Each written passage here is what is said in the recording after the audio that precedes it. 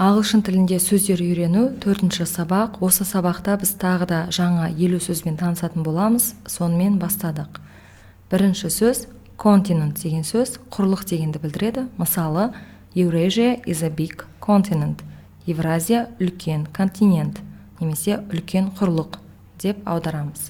Келесі country деген ел дегенді білдіреді. Мысалы, Kazakhstan is a big country. Қазақстан үлкен ел.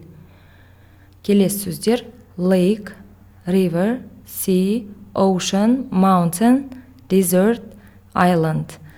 Lake деген көл, river деген өзен, sea деген теңіз, ocean деген мұхит, mountain деген тау, desert деген шөл, island арал. Мысалы, Балхаш is a lake. Балхаш көл болып табылады. Көл деген сөйлем.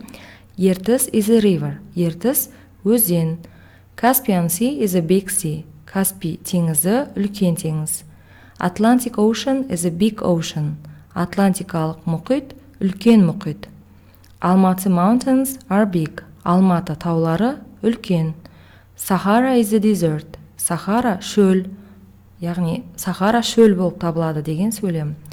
Madagascar is an island. Мадагаскар арал болып табылады.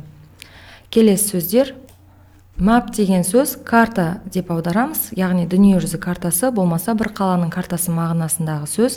I know the map, мен картаны білемін. Мысалы, бір қаланың картасын мен білемін деп айту үшін I know the map дейміз. Келесі сөз water, су деп аударылады. I drink water, мен ішемін суды, мен су ішемін деген сөйлем. Weather деген ауа райы деген сөз. The weather is good, ауа райы жақсы. Temperature деген температура. The weather temperature is good. Ауа райы температурасы жақсы. Мұнда қиғаш ақшаларының ішінде сөздің оқылу тәртібі көрсетілген, яғни mountain, desert, island деп оқимыз. Мысалы, мына сөзде S әріпі оқылмайды. Island деп оқимыз. Map, water, weather, temperature деп. Келесі сөздер rain, snow деген сөздер. Rain деген жаңбыр немесе жаңбыр жауы дегенді білдіреді. Ал snow қар немесе қар жауы дегенді білдіреді. Мысалы, I like rain, мен жаңбырды ұнатамын. Немесе жаңбыр жауып жатыр деп айту үшін біз it rains дейміз. Келесі I like snow, мен қарды ұнатамын. Мұнда жаңбыр, қар ұнатамын деген кезде бұл екі сөз зат есім болып қолданылып тұр, ал мұнда етістік болып қолданылып тұр. It snows, қар жауда, қар жауып жатыр деген сөйлем. Келесі сөздер summer деген жаз деген сөз, winter деген қыс, spring деген көктем, autumn деген күз. Күзді тағы да fall деп те айтады. Сонымен мысалдар жасайық. It doesn't rain in summer. Жазда жаңбыр жаумайды. In деген сөз бұл предлог сөз, яғни жазда деп жалғауды жасау үшін in сөзін пайдаланамыз. Яғни предлогты пайдаланамыз. Жаңбыр жаумайды жазда. It snows in winter. Қар жауады қыста. It rains in spring. Жаңбыр жауады көктемде. I like autumn. Мен күзді ұнатамын. I like fall деп те айтуға болады. Келесі сөздер street деген көше, ал road деген жол дегенді білдіреді. I know this street. Мен білемін мына көшені. You know that road. Сен білесің анау жолды. City деген қала, ал town деген қаланың кішкентай түрі, яғни қалашық деп аударуға болады. Ал village деген ауыл деген сөз. I live in the city. Мен қалада тұрамын. You live in the town. Сен кішкентай қалада тұрасың. I live in the village. Мен ауылда тұрамын деп сөйлемдерді жасаймыз. Келесі сын есімдерді үйренейік. Large деген сөз үлкен дегенді білдіреді. Біз алдыңғы сабақтарда үлкен деген сөздің big деген түрінде үйренген болатынбыз. Мысалы, мұнда сол сөзді пайдаланып көрейік. This room is big деп жасайық. Мына екі сөйлемнің айырмашылығы қандай? Негізі аудармасы бірдей, мағыналық жағынан да бірдей. Large деген көбінде кеңдікке байланысты пайдаланады. Мысалы, мына бөлме үлкен, мына бөлме кең мағынасындағы сөз.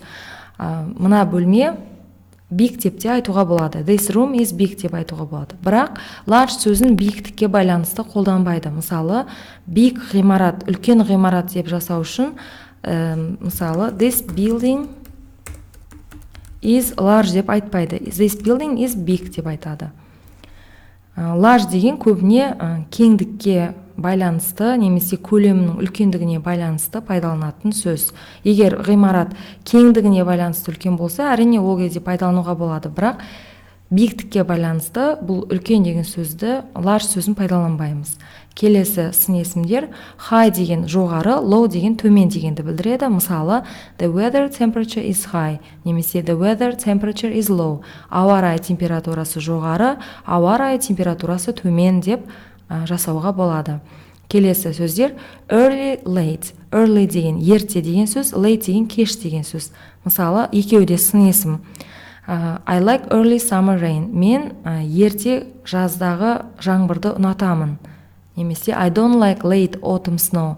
Мен кеш күздегі қарды ұнатпаймын. Яғни соңғы күз, кеш күз деген сөз, яғни күздің соңғы айларында жауатын қарды ұнатпаймын мағынасындағы сөйлем.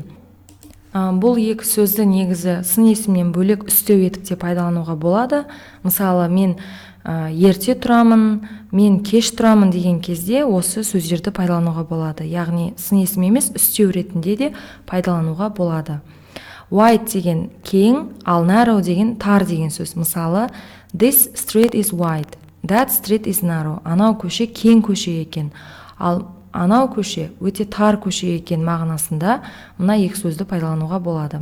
Келесі сөздер dangerous деген қауіпті дегенді білдірсе, safe деген қауіпсіз деген сөз. Мысалы, this road is dangerous. Мына жол қауіпті. This road is safe. Мына жол қауіпсіз жол. Немесе былай да айтуға болады. This city is safe. Мына қала қауіпсіз қала. Яғни кешке қарай далада жүре беруге болады. Қауіпсіз қала мағынасында мына сөйлемді жасауға болады. Келесі сөздер deep деген терең, ал shallow деген саяз дегенді білдіреді. Мысалы, Балхаш lake is a deep lake. Балхаш көлі терең көл мағынасында жасауға болады. Келесі, our lakes in the village are shallow. Біздің көлдер, ауылдағы біздің көлдер саяз көлдер мағынасында мына сөйлемді жасауға болады. Келесі, new деген жаңа, ал old деген ескі дегенді білдіреді. My city is new. Менің қалам жаңа қала. My city is a new city. Немесе my city is new деп те айтуға болады. Менің қалам жаңа. I like old cities. Мен ескі қалаларды ұнатамын. Old деген сөзді біз алдында үйренген болатымыз. Ол кезде адам жасына байланысты да айтуға болады. Яғни кәрі, қартайған мағынасында, жасы үлкен мағынасында пайдалануға болады, және ескі деп те аударылады. Мен ескі қалаларды ұнатамын деп сөйлемдерді жасаймыз. Келесі, dry және wet сөздері. Dry деген құрғақ, wet деген ылғал деген сөз. Мысалы, the weather is dry. Ауа райы құрғақ. The weather is wet. Ауа райы ылғалды, ылғал деп жасауға болады. Келесі сөздер noisy деген шулы, у-шу мағынасындағы сөз. Quiet деген тыныш. Мысалы, the city is noisy. Қала шулы, яғни адамы көп, у-шу болып жататын қала. Ал quiet деген тыныш. This village is quiet village. Мына ауыл өте тыныш ауыл деп сөйлемдерді жасай аламыз. Келесі сөздер poor және rich, кедей және бай деген сөздер. Мысалы, this country is a poor country. Мына ел кедей ел. This country is a rich country. Мына ел бай ел деп сөйлемдерді жасаймыз. Rough and smooth деген сөздер, бұл сөздерді аудармасы кедір бұдыр немесе тегіс дегенді білдіреді. Мысалы, the roads are rough in the city. Көшелер, жолдар кедір, мына қаладағы жолдар кедір бұдыр. Ал smooth деп айтатын болса, онда тегіс, теп-тегіс, түп-түзу жолдар, сондай жақсы, тамаша жолдар мағынасында smooth сөзін пайдаланамыз. Сөздер loud және soft, бұл екі сөзді дыбыс, дауысқа байланысты пайдалануға болады. Мысалы, the sound is loud, дыбыс қатты. You have soft voice, сенің жұмсақ даусың бар, даусың жұмсақ, даусың жіңішке мағынасында мына soft деген сөзді пайдалануға болады. Келесі сөздер terrible және wonderful. Terrible деген өте жаман мағынасындағы сөз, ал wonderful деген керемет деген сөз болып табылады, яғни екеуі антоним сөздер. This idea is terrible. Мына идея өте жаман, бір түрлі идея, ыңғайсыз идея мағынасында terrible сөзін пайдаланамыз. Ал керемет идея десек, онда I think this idea is wonderful. Менің ойымша бұл идея керемет идея. Керемет деп сөйлемді жасауға болады. Сонымен біз осы сабақта 50 жаңа сөзбен таныстық және оның оқылу транскрипциясымен таныстық, аудармасымен таныстық және мысалдар жасап көрдік.